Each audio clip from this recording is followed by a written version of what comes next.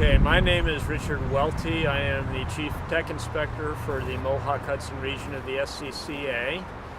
And this is another one in a series of videos on tech inspection. Now this is a little bit different because today we're here at Jim Glass Corvette in Kingston, New York. And we are inspecting cars that are associated with the Historic Racing Group, a vintage racing body that sometimes races in association with the SCCA. And so what we're talking about today is a little different from past tech inspection because vintage cars get inspected to a somewhat different standard than SCCA cars for various sound reasons. And the car we're going to be looking at here, the first one today, is Jim Hermiston's Sprite, which was, I believe, was originally a H production car. It was. It was originally an 1960. SCCA. Okay. And can you tell us a little more about it? Well, the car actually never was licensed to run on the street. It was purchased, made into a race car out in the Midwest, and ran in the Midwest for probably about 20 years. The last time it was raced before I bought it was 1986, and I began racing it 2 years ago with HRG. Okay, well thank you. The key thing when you talk about vintage cars like this one is to recognize that while we want them to be safe, bringing them up to a full SCCA standard may involve also interfering with the value of the car. And since most of the vintage racing bodies have some fairly strict rules on driver behavior, we kind of provide a little latitude. The best example I can point out here is in the roll cage. This is a style of roll cage that was grandfathered in the SCCA into the mid-90s, but by 1995 you were needed to convert this to a full cage if you were racing SCCA. But this car can conform to the SCCA Vintage GCR, which is dated much earlier. And this cage is fine in that context, and we let this cage run the way it is because we are enforcing those rules. Certain rules will still be enforced to the same degree. An example of a rule that we enforce at the same level as the SCCA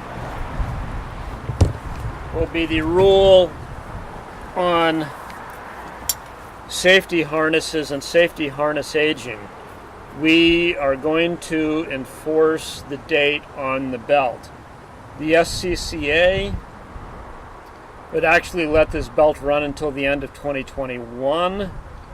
Some vintage bodies will strictly enforce the June 2021 date. I believe the state of New Jersey may strictly enforce the June 2021 date. You need to understand the place you're running to know the validity.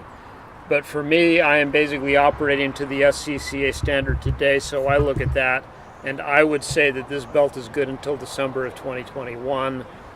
The gentleman at the SFI Foundation would disagree with me, but I'm doing this to SCCA standards today. And so that's the rule we're enforcing. So as we look here, we see that, again, the seat mount is very similar to what we would do in the SCCA. And this is where it's pretty important to make sure that the driver is in one piece and that the seat's not going anywhere. Some of these really old cars, you sometimes will see a small bucket and then you will see a headrest attached to the roll cage. For a vintage car, I would let that go. In an SCCA car, I might have a discussion with the driver. We have a modern fire system here, and the gauge is in the green. And in looking at it, this is one that should have a SFI certification label on it. But sometimes it can be pretty hard to see the labels in these mounts. But recognizing the brand and the condition, I am pretty okay with this fire system. Richard, that was recertified this year. Okay. And the sticker car does owner have a date on it. the car owner tells me that it was recertified this year, so we're good with that. This is a typical engine installation in a British car.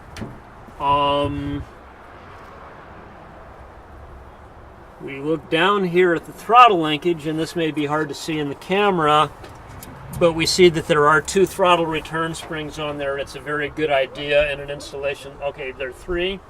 It's a really good idea in an installation like this to have multiple throttle return springs.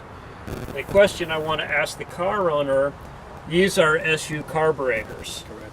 And one of the issues that sometimes comes up with SU carburetors is that in older SU carburetors, the brass nipple that is inserted into the casting has been known to come loose and cause fuel to go everywhere. And so it's a good idea to talk to the car owner about whether or not they have taken any positive steps to handle that. This was brought up 2 years ago Yeah. in the original tech inspection, and we researched the SCCA GCR, and this particular configuration for the carburetors and the hoses complies with the exception that's granted to SU carburetors. Okay, that's the main thing, is that there is an exception that's granted, and we're in good shape on this. We look around and we see that it all looks dry and clean. It's a British car, of course, so at the end of the race it may not be dry and clean, but right now it's dry and clean. But this is generally pretty acceptable. We have a catch bottle for the radiator of ample size. And we have a vent to a catch can for the oil, which is also of more than adequate size. And this is all just basically a very clean, straightforward car. The one thing that we have not yet done is looked at the fuel cell. And what we see is that it's probably going to be a bit hard to get down in there to look at. But we look underneath, and if you look underneath, you see that this is a ATL cell. It's stenciled on the side of the cell, which is a quality brand, and we see that it is of sufficient distance above the ground, which is another important issue. And so I think we're okay with this fuel cell as it is. And the foam insert was replaced 2 years ago. Okay. So Which needs to be done every 10 years, I believe. yeah, it has a new foam insert, and so we're going to declare this car okay.